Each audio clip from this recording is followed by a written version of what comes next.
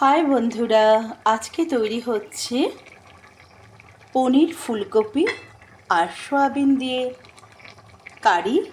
তৈরি হচ্ছে শীতের স্পেশাল চালের পায়েস। শীত হালকা হালকা পড়ে গেছে, কিন্তু গুড়টা এখনও সেইভাবে ভালো ওঠেনি, তাই মিশ্রি দিয়ে চালের পায়েস তৈরি করা হবে, গোবিন্দভোগ চালের পায়েস।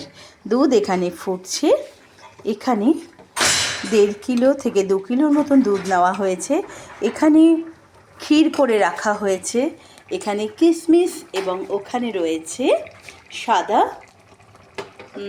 ওটাকে বলা হলো মিশ্রি, সাদা মিশ্রি। এখানে কিশমিশ ভেজানো হয়ে গেছে। এখানে ক্ষীর তৈরি হয়ে গেছে, পায়েসের শেষে এটা দেওয়া হবে।